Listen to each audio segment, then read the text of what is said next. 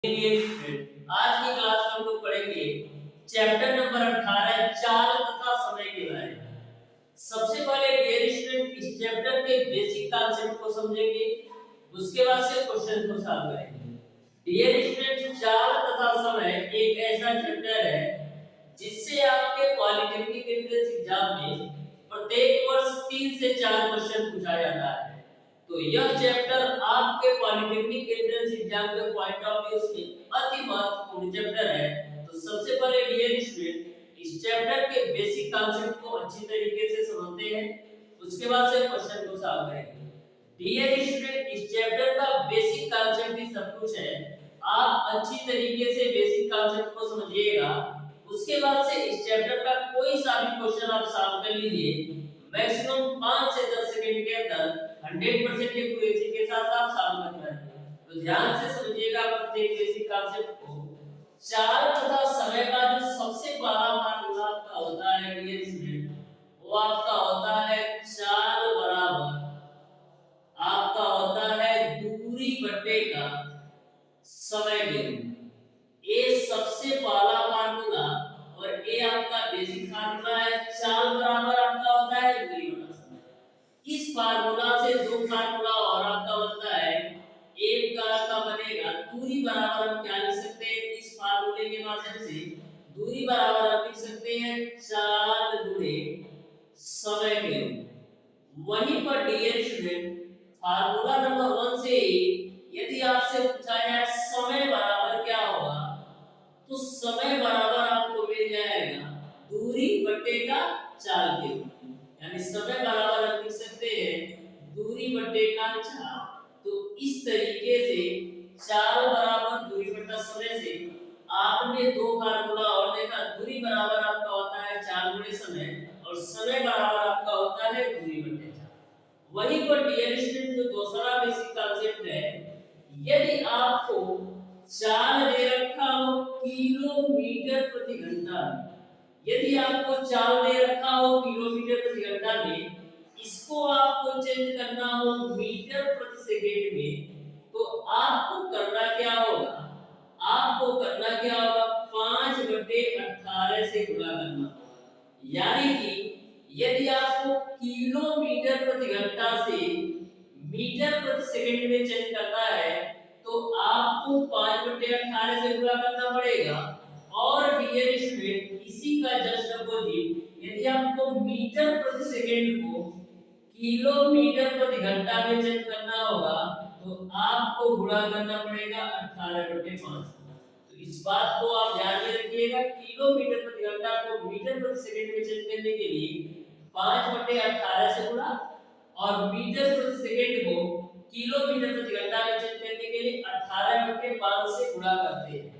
यहाँ तक आपको पूरी बात समझ में आ गई।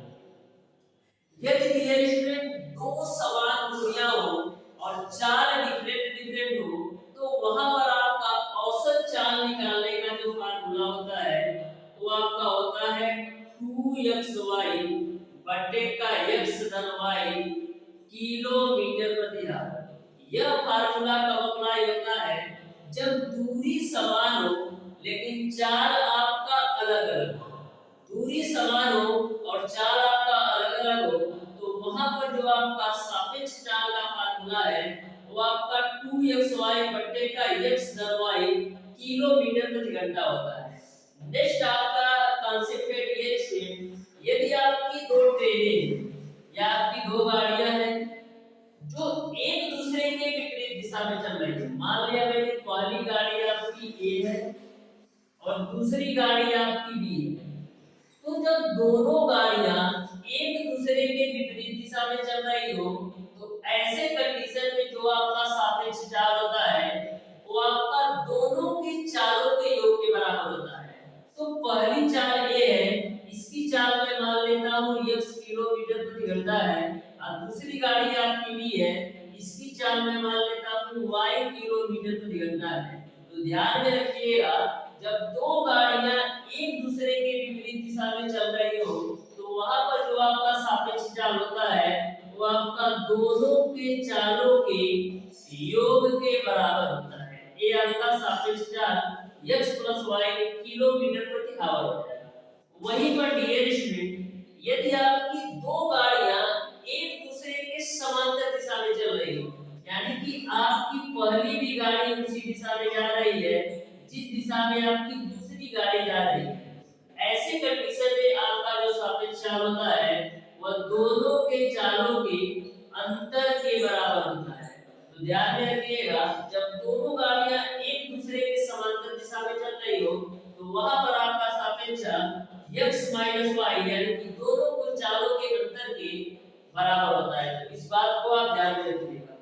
अब डियर स्टूडेंट, धारा की दिशा में जो आपके नाव की चाल होती है, धारा की दिशा में यदि आपका नाव की चाल पूछा जाए तो धारा की दिशा में जो नाव की चाल होती है वो आपका v प्लस का u किलोमीटर प्रति आवर होती है। कब? धारा की दिशा में नाव की चाल। तो धारा की दिशा में नाव की चाल का मतलब ये है कि जिस डायरेक्शन में आपकी धारा बह रही हो उसी डायरेक्शन में आपकी नाव भी जा रही है। तो मान लीजिए ये आपकी धारा u किलोमीटर प्रति घंटे की चाल से आपका इस डायरेक्शन में जा रही है और सेम डायरेक्शन यानी कि धारा की दिशा में भी आपका नाव भी v किलोमीटर प्रति घंटे की चाल से जा रही है, यानी कि आपकी नाव उसी दिशा में जा रही है जिस दिशा में धारा बह रही है। तो ऐसे कंडीशन में धारा की दिशा में जो नाव की चाल होगा वो आपका v प्लस का u किलोमीटर प्रति घंटा होगा। वहीं पर डियर स्टूडेंट, यदि आपकी धारा की चाल आपका इस डायरेक्शन में हो और जो नाव की आपकी चाल हो, जो नाव की दिशा हो वो आपका अपोजिट डायरेक्शन में हो, यानी कि धारा की विपरीत दिशा में यदि आपकी नाव चल रही हो तो ऐसे कंडीशन में जो आपका सापेक्ष चाल होता है वो आपका v माइनस का u किलोमीटर प्रति घंटा होता है। तो ध्यान रखिएगा, यदि धारा की दिशा में नाव की चाल पूछा जाएगा तो जिस डायरेक्शन में आपकी नाव जा रही है उसी दिशा में धारा भी चल रही हो तो ऐसे कंडीशन में सापेक्ष चाल v प्लस u किलोमीटर प्रति घंटा होगा। और यदि धारा के अपोजिट डायरेक्शन में यानी कि धारा के विपरीत दिशा में यदि आपकी नाव जा रही हो तो ऐसे कंडीशन में सापेक्ष चाल आपका v माइनस u किलोमीटर प्रति घंटा होता है। एक बात और ध्यान में रखिएगा डियर स्टूडेंट, जब आपकी रेलगाड़ी किसी भी खंबे को पार करे या किसी भी पेड़ को पार करे या किसी व्यक्ति को पार करे तो वहां पर जो आपको दूरी लेना है केवल और केवल रेलगाड़ी की लंबाई लेना है।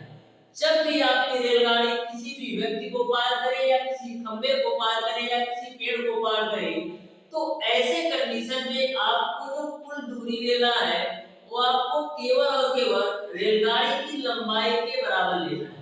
वही पर डियर स्टूडेंट, यदि आपकी रेलगाड़ी किसी भी प्लेटफॉर्म को पार करे या किसी पुल को पार करे या प्लेटफॉर्म पर खड़ी किसी ट्रेन को पार करे तो ऐसे कंडीशन में जो आपको दूरी लेना है उसमें आपको रेलगाड़ी की लंबाई के साथ साथ पुल की लंबाई या प्लेटफॉर्म की लंबाई या प्लेटफॉर्म पर खड़ी ट्रेन की लंबाई के बराबर आपको टोटल दूरी में लेना है। तो ध्यान में रखिएगा, यदि आपकी ट्रेन किसी भी व्यक्ति को पार करे या किसी पेड़ को पार करे या किसी खंबे को पार करे तो ऐसे कंडीशन में कुल दूरी आपको केवल और केवल ट्रेन की लंबाई लेना है। और जब आपकी ट्रेन किसी प्लेटफॉर्म को पार करती हो या किसी पुल को पार करती हो या प्लेटफॉर्म पर खड़ी किसी ट्रेन को पार करती हो तो ऐसे कंडीशन में कुल दूरी आपको ट्रेन की लंबाई के साथ साथ प्लेटफॉर्म की लंबाई या पुल की लंबाई या प्लेटफॉर्म पर खड़ी ट्रेन की लंबाई को भी लेना है। तो इस तरीके से चाल तथा समय से संबंधित जितने भी बेसिक कॉन्सेप्ट होते हैं टोटल बेसिक कॉन्सेप्ट मैंने अच्छी तरीके से क्लियर करा दिया है। अब डियर स्टूडेंट, इस चैप्टर के क्वेश्चन को मैं इस तरीके से सॉल्व कराऊंगा कि यदि आप अच्छी तरीके से एक बार प्रत्येक क्वेश्चन का सॉल्यूशन देख लेते हैं तो 100% गारंटी के साथ मैं कह सकता हूं कि चाल तथा समय से कोई सा भी क्वेश्चन पूछ लिया जाए, चाहे आप प्रीवियस ईयर पेपर का सॉल्व कर लो चाहे किसी बुक का क्वेश्चन सॉल्व कर लो, चाल तथा समय से कोई भी क्वेश्चन आपसे मैक्सिमम 10 से 15 सेकंड से अंदर सॉल्व होने वाला है। और डियर स्टूडेंट, आपको थोड़ा सा भी कंफ्यूजन नहीं होगा, सारी चीजें बिल्कुल कॉन्सेप्चुअल होगी। मैं आपको डियर स्टूडेंट इस तरीके से इस चैप्टर का क्वेश्चन सॉल्व कराऊंगा कि आपको चाल कोई से अधिक क्वेश्चन कहीं से भी पूछ लिया जाए, मैक्सिमम आप 10 से 15 सेकंड के अंदर 100% एक्यूरेसी के साथ सॉल्व कर पाएंगे, चाहे चाल तथा समय से कोई सा भी क्वेश्चन पूछ लिया जाए। तो स्टार्ट करते हैं। देखिएगा डियर स्टूडेंट, क्वेश्चन नंबर 1। तो क्वेश्चन नंबर 1 आपका इस प्रकार से है, एक रेलगाड़ी 800 मीटर और 400 मीटर लंबे दो पुलों को क्रमशः 100 सेकंड तथा 60 सेकंड में पार करती है। रेलगाड़ी की लंबाई।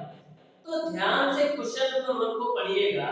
तो क्वेश्चन नंबर 1 के अनुसार जो आपकी चाल है वो समान, चाल और रेलगाड़ी की लंबाई दोनों समान होगी, क्योंकि वही ट्रेन आपकी 800 मीटर लंबे पुल को पार कर रही है और वही ट्रेन आपका 400 मीटर लंबे पुल को पार कर रही है, यानी कि चाल जो है वो आपका समान है। तो मैं क्या करता हूँ डियर स्टूडेंट, चाल को समान कर देता हूँ, यानी यशवन बराबर मैं कर देता हूँ यशवन।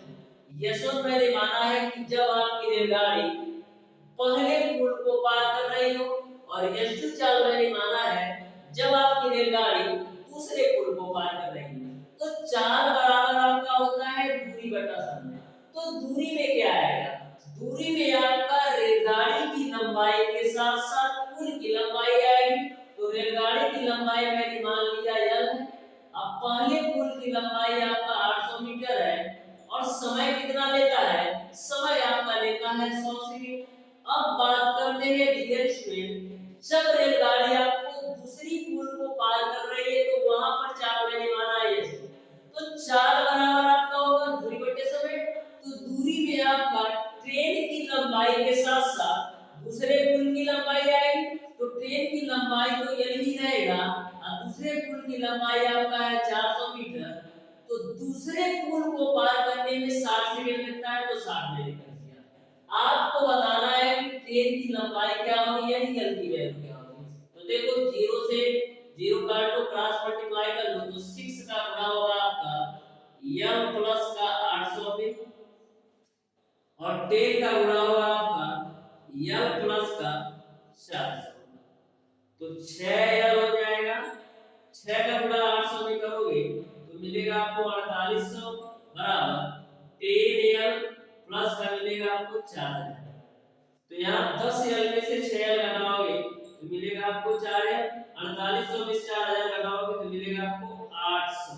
तो यहाँ पर आप 4 से कैंसिल आउट कर दो, तो 4 दूना 8 और डबल 0, यानी l की जो वैल्यू आ जाएगी वो आपका 200 मीटर आ जाएगा। यही आपका आंसर हो जाएगा। इस तरीके से क्वेश्चन नंबर 1 का जो आंसर होगा डियर स्टूडेंट, क्वेश्चन नंबर 1 का जो आंसर होगा वो आपका ऑप्शन नंबर डी सही है। अब देखते हैं डियर स्टूडेंट क्वेश्चन नंबर 2, जो कि बिल्कुल सिंपल और आसान क्वेश्चन है। यह क्वेश्चन आपके पॉलिटेक्निक एंट्रेंस एग्जाम 2011 में पूछा गया क्वेश्चन है। तो ध्यान से समझिएगा क्वेश्चन नंबर 2 को कैसे सॉल्व करना है। बिल्कुल सिंपल सा क्वेश्चन है। बोला है 120 मीटर लंबी एक रेलगाड़ी 90 किलोमीटर प्रति घंटे की चाल से चल रही है, तब 230 मीटर लंबे प्लेटफॉर्म को पार करने में वह समय लेगी a आपको बताना है। तो बिल्कुल आसान सा क्वेश्चन है, आपको समय का मान बताना है। तो डियर स्टूडेंट आपने पढ़ रखा है कि समय बराबर आपका क्या होता है, दूरी बटे का चाल। समय बराबर आपका होता है दूरी बटे का चाल। तो डियर स्टूडेंट दूरी में क्या है, दूरी में आपका डियर स्टूडेंट प्लेटफॉर्म की लंबाई के साथ साथ ट्रेन की लंबाई भी आएगी। तो प्लेटफॉर्म की लंबाई आपको दे रखा है 230 मीटर और ट्रेन की लंबाई आपको दे रखा है 120 मीटर।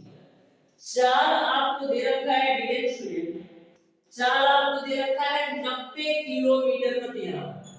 लेकिन डियर स्टूडेंट जो आपने दूरी लिया है वो तो आपका मीटर में है, लेकिन चाल आपका किलोमीटर प्रति घंटा में है और दूरी आपका मीटर में है।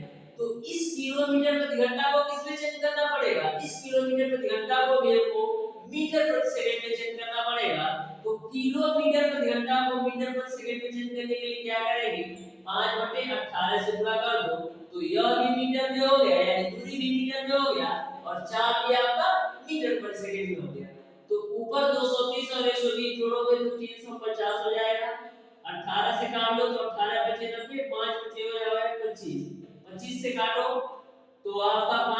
25, 5 7 35 0, अब 5 से काटोगे तो 5 एकम 5, 5 चौक 20, यानी कि जो टी का मान आएगा वो आपका 14 सेकंड आएगा।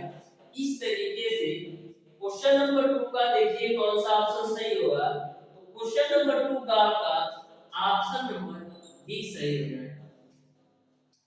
अब देखिएगा डियर स्टूडेंट क्वेश्चन नंबर 3 बिल्कुल सिंपल सा क्वेश्चन है।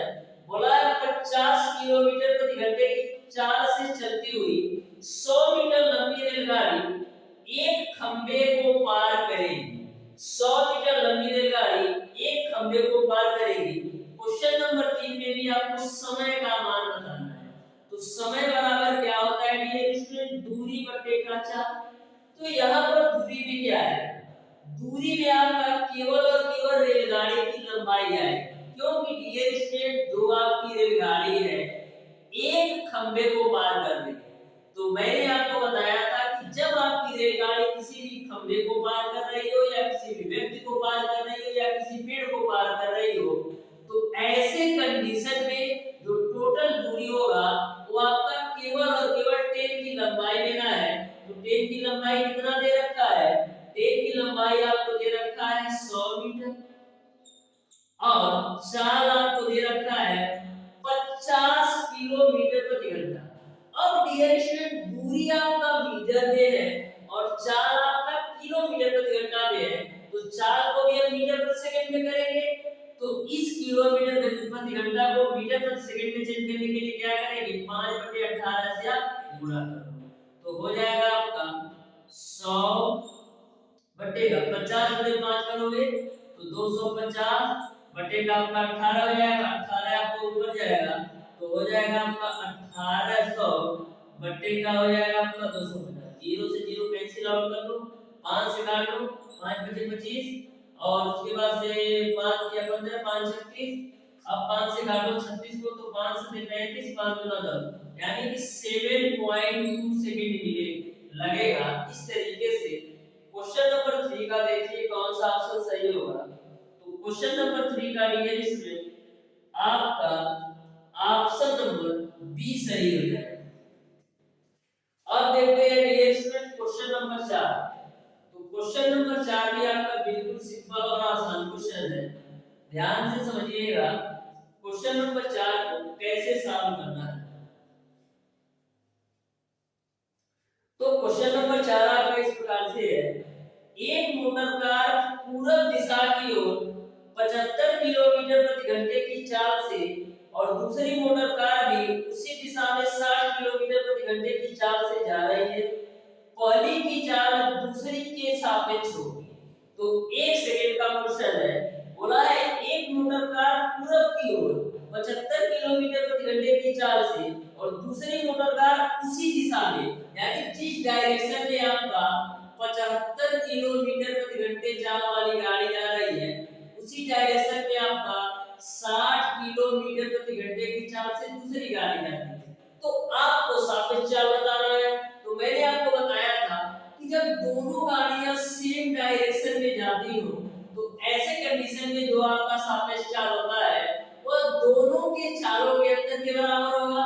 तो 75 माइनस 60 कितना होगा, 15 किलोमीटर प्रति आवर, यही सापेक्ष चाल होगा, यही आपका आंसर होगा। इस तरीके से क्वेश्चन नंबर 4 का जो आंसर होगा वो आपका ऑप्शन नंबर बी सही हो जाएगा। अब देखते हैं डियर स्टूडेंट क्वेश्चन नंबर 5। तो क्वेश्चन नंबर 5 आप ध्यान से समझिएगा। बोला है एक नदी का बहाव 3 किलोमीटर प्रति घंटा है। एक नाविक शांत जल में 5 किलोमीटर प्रति घंटे की चाल से नाव चला सकता है। बहाव के विरुद्ध नाविक की चाल है। तो बिल्कुल सिंपल सा क्वेश्चन है। इसमें दे रखा है नदी का बहाव, ये आपकी नदी है, इसका जो बहाव दे रखा है वो आपको दे रखा है 3 किलोमीटर प्रति आवर। और एक आपका नाव है, ये नैया है, इसकी चाल आपको दे रखा है 5 किलोमीटर प्रति आवर। क्वेश्चन में आपको यह बताना है कि बहाव के विरुद्ध नाव की चाल। तो बहाव के विरुद्ध का मतलब ये है कि जिस डायरेक्शन में आपके बहाव है, जिस डायरेक्शन में आपका नदी का बहाव है इसके जस्ट अपोजिट डायरेक्शन में आपकी नाव जा रही है, यानी कि यदि आपकी धारा का बहाव इस डायरेक्शन में है तो नाव आपका इस डायरेक्शन में जा रहा है, यानी कि धारा के विरुद्ध आपकी नाव चल रही है। तो धारा के विरुद्ध नाव की चाल क्या होता है, दोनों के चालों के अंतर के बराबर। तो 5 माइनस का 3 कितना हो जाएगा, 2 किलोमीटर प्रति आवर।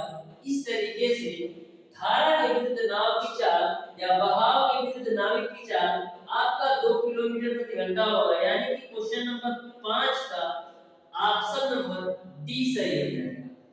इसी क्वेश्चन में डीएच में यदि आपसे पूछ लिया जाए कि धारा के अनुकूल या धारा के सापेक्ष नाव की चाल क्या होगा, तो धारा के अनुकूल का मतलब ये है कि जिस डायरेक्शन में आपकी धारा बह रही हो उसी डायरेक्शन में यदि आपकी नाव भी जा रही हो, तो ऐसे कंडीशन में जो आपका सापेक्ष चाल होगा दोनों के चालों के योग के बराबर होगा, यानी सापेक्ष चाल आपका 8 किलोमीटर प्रति घंटा हो जाता है। तो इस बात को आप ध्यान में रखिएगा। अब देखते हैं नेक्स्ट क्वेश्चन नंबर 6। तो क्वेश्चन नंबर 6 भी आपका बिल्कुल सिंपल और आसान क्वेश्चन है, ध्यान से समझिएगा। क्वेश्चन नंबर 6 को बोला है 40 किलोमीटर प्रति घंटे की चाल से चलती हुई अपने समांतर 25 किलोमीटर प्रति घंटे की चाल से चलते हुए एक व्यक्ति को 48 सेकंड में पार करती है, तो आपको बताना है कि गाड़ी की लंबाई क्या है।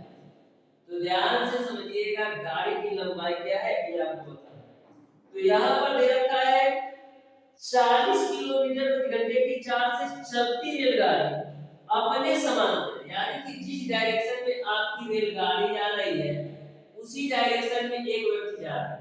रेलगाड़ी की जो लंबाई दे रखा है वो आपको दे रखा है 40 किलोमीटर प्रति घंटा, और जो आपका व्यक्ति है, जो आपका ये व्यक्ति है ए जा रहा है उसी डायरेक्शन में 25 किलोमीटर प्रति घंटे की चाल से। आपको बताना है रेलगाड़ी की लंबाई क्या है। तो सबसे पहले हम बात करते हैं सापेक्ष चाल क्या है। तो देखिएगा, जिस डायरेक्शन में आपकी ट्रेन जा रही हो उसी डायरेक्शन में आपका ये आदमी भी जा रहा है। तो जब दोनों के डायरेक्शन सेम हो, यानी कि समांतर डायरेक्शन में दोनों जा रहे हो, तो ऐसे कंडीशन में जो आपका सापेक्ष चाल होता है दोनों के चालों के अंतर के बराबर होता है। तो 40 माइनस 25 करोगे तो 15 किलोमीटर प्रति आवर आपको सापेक्ष चाल मिल जाएगा। अब आपको पता है रिएक्शन चाल बराबर आपका होता है दूरी बटा समय, लेकिन इस क्वेश्चन में आपको जो समय दे रखा है सेकंड में, तो आपको समय दे रखा है सेकंड में, लेकिन आपकी जो सापेक्ष चाल है वो आपका किलोमीटर प्रति घंटा में। तो किलोमीटर प्रति घंटा को मीटर प्रति सेकंड में चेंज कर लेते हैं। तो 15 किलोमीटर प्रति घंटा को मीटर प्रति सेकंड में चेंज करने के लिए क्या करेंगे, इसमें हम 5/18 से गुणा कर लेते हैं, तो ये आपका मीटर प्रति सेकंड में आया। अब आपका डायरेक्शन चाल बराबर आपका होता है दूरी बटे समय। तो सापेक्ष चाल कितना है 15 × 5/18, तो 15 × 5 = 75/18 चाल हो गया, बराबर दूरी बटा समय। दूरी में क्या आएगा, दूरी में केवल और केवल आपको ट्रेन की लंबाई लेना है। दूरी में आपको केवल और केवल ट्रेन की लंबाई लेना है, क्योंकि जो आपकी ट्रेन है एक व्यक्ति को पार कर रही है। तो ट्रेन की लंबाई यह हो गया बटे समय आपको दे रखा है 48 सेकंड, तो 48 रख दो। 6 × 3 = 18, 6 × 8 = 48, 3 से काटोगे तो 25 बार में कटेगा। तो यल की वैल्यू आपको मिल जाएगी 25 × 8, तो यल की वैल्यू कितना मिल जाएगा 200 मीटर। इस तरीके से जो ट्रेन की लंबाई होगी वो आपका 200 मीटर होगा, यानी कि क्वेश्चन नंबर 6 का जो आंसर होगा वो आपका ऑप्शन नंबर सी सही हो जाएगा। अब देखते हैं नेक्स्ट क्वेश्चन नंबर 7। बोला है एक गाड़ी के पहिए की त्रिज्या 50 सेंटीमीटर है, 1/9 सेकंड में 80 डिग्री का कोण घूमता है, पहिए की चाल क्या है ये आपको बताना है। तो ध्यान से समझिएगा क्वेश्चन नंबर 7। सबसे पहले डियर स्टूडेंट आप ये बताइए कि जो पहिया है एक चक्कर में कितनी दूरी चलेगी। जो आपकी पहिया है एक चक्कर में अपने परिधि के बराबर ही दूरी तय करेगी। जो आपकी पहिया है एक चक्कर में कितनी दूरी तय करेगी, जो आपकी पहिया है एक चक्कर में अपनी परिधि के बराबर ही दूरी तय करेगी। तो पहिए की परिधि क्या होगी, पहिए की परिधि बराबर क्या हो जाएगा, 2 पाई आर के बराबर होगा। तो 2 हो गया, पाई हो गया, आर की वैल्यू आपको दे रखा है 50 सेंटीमीटर, यानी यहां से आपको मिल जाएगा 100 पाई सेंटीमीटर। लेकिन यहाँ पर सेंटीमीटर है तो इसको मीटर में चेंज कर लेते हैं। तो 1 मीटर में 100 सेंटीमीटर होता है, तो 100 पाई सेंटीमीटर को हम लिख सकते हैं पाई मीटर के रूप में, या 1 पाई मीटर के रूप में, यानी कि जो दूरी तय करेगी एक चक्कर में वो आपका पाई मीटर के बराबर दूरी तय करेगी, या बिना कर सकते 1 पाई मीटर के बराबर दूरी तय करेगी। अब बात आती है समय। तो डियर स्टूडेंट, एक चक्कर पूरा करने में तो दूरी तय करेगा आपका अपनी परिधि के बराबर, लेकिन कितने डिग्री का कोण घूमेगी, तो एक चक्कर में 360 डिग्री का कोण घूमता है। तो यहाँ पर आपको दे रखा है कि 80 डिग्री घूमने में, 80 डिग्री घूमने में उसको 1/9 सेकंड लगता है। तो 1 डिग्री घूमने में कितना लगेगा, 1 डिग्री घूमने में उसको 1/720 सेकंड लगेगा। तो हम देख लेते हैं कि जो एक चक्कर काट रही है उसमें आपका 360 डिग्री का कोण घूम रही होगी, तो 360 डिग्री घूमने में कितना समय लेगी। तो करते क्या है, इधर भी आप 360 से गुणा कर दो और इधर भी आप 360 से गुणा कर दो, तो देखिएगा 36 गुना आपका कितना हो जाएगा 72, यानी 360 डिग्री घूमने में वो कितना समय लेगी, 1/2 सेकंड, यानी कि 360 डिग्री घूमने में वो 1/2 सेकंड लेगी। अब आपको पता चल गया कि एक चक्कर में जो दूरी तय की वो आपका पाई मीटर, और एक चक्कर में घूमने में कितना समय लेगी, 1/2 सेकंड। अब आपको दूरी और समय का मान पता चल गया, तो आप पहिए की चाल निकाल सकते हैं। तो चाल बराबर क्या हो जाएगा, चाल बराबर आपका होता है दूरी बटा समय। तो दूरी आपका है पाई मीटर बटे समय आपने निकाला है 1/2 सेकंड। ये आपका किसमें है, ये आपका हो जाएगा 2 ऊपर जाएगा, यानी 2 पाई मीटर प्रति सेकंड। लेकिन क्वेश्चन को आपको सॉल्व करना है, यानी पहिए की चाल आपको निकालना है किलोमीटर प्रति घंटा में। तो मीटर प्रति सेकंड को किलोमीटर प्रति घंटा में चेंज करने के लिए क्या करेंगे, इसमें हम कर देते हैं 18/5 से गुणा। तो देखिएगा 2 पाई की वैल्यू रख दो 22/7 गुणे 18/5, इसी को आप सॉल्व कीजिएगा तो जो आपका वैल्यू आएगा वही आपका आंसर होगा। इस तरीके से डियर स्टूडेंट क्वेश्चन नंबर 7 का सॉल्यूशन भी आपको समझ में आया होगा। अब देखते हैं डियर स्टूडेंट क्वेश्चन नंबर 8। तो क्वेश्चन नंबर 8 को आप ध्यान से समझिएगा कैसे सॉल्व करना है।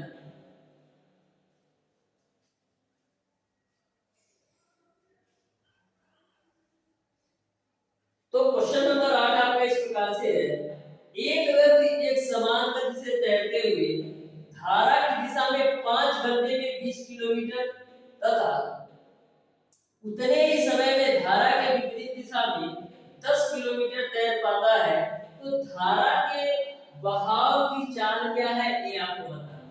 तो ध्यान से समझिएगा, ये आपका नाव और धारा का क्वेश्चन है। ये आपकी धारा है और ये आपको मैं बना देता हूं एक छोटा सा नाम। ठीक, क्वेश्चन में बोला है एक व्यक्ति एक समान गति से, एक नाव नहीं है, ये आपका एक व्यक्ति है, तो ये मैं मान लेता हूं ये आपका कोई एक व्यक्ति है। ठीक है, एक व्यक्ति एक समान गति से तैरते हुए धारा की दिशा में 5 घंटे में 20 किलोमीटर।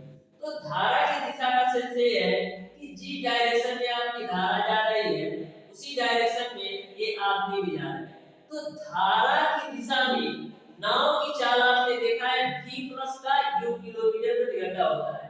तो मैं मान लेता हूं कि जो धारा की चाल है वो आपका u है और जो व्यक्ति की चाल है वो आपका v है। तो धारा की दिशा में जो व्यक्ति की चाल होगी वो क्या हो जाएगा, धारा की दिशा में जो व्यक्ति की चाल होगी वो दोनों की चालों के योग के बराबर, यानी कि v प्लस का u बराबर क्या होगा, तो चाल बराबर आपका क्या होता है दूरी बटे समय। तो कितनी दूरी तय करती है, 20 किलोमीटर दूरी तय करती है 5 घंटे में। तो 5 जब कितना हो जाएगा 20, यानी कि v प्लस u की वैल्यू आपने निकाल लिया 4 किलोमीटर प्रति घंटा। फिर आगे क्वेश्चन में बोला है उतने ही समय में धारा की विपरीत दिशा। तो धारा की विपरीत दिशा में क्या होगा, धारा की विपरीत दिशा में सापेक्ष चाल दोनों की चालों के अंतर के बराबर। तो धारा की विपरीत दिशा में यदि आपकी धारा इस डायरेक्शन में जा रही हो तो जो आपका व्यक्ति होगा वो आपका इसके अपोजिट डायरेक्शन में जा रहा होगा। तो धारा की विपरीत दिशा में जो व्यक्ति की चाल होगी वो आपका v माइनस u। तो चाल बराबर या सापेक्ष चाल बराबर दूरी बटा समय। तो दूरी कितना तय करता है 10 किलोमीटर और जो समय लेता है उतना ही समय यानी 5 घंटा ही लेता है। तो 5 रख दो तो 5 गुना 9। तो यहाँ से आपने निकाल लिया v - u बराबर 2 किलोमीटर प्रति घंटा। ये बात आपको समझ में आ गई। आपको बताना है धारा के बहाव की चाल क्या होगी यानी u की वैल्यू आपको बताना है। तो देखिएगा इसको आप मान लो समीकरण 1 और इसको आप मान लो समीकरण 2।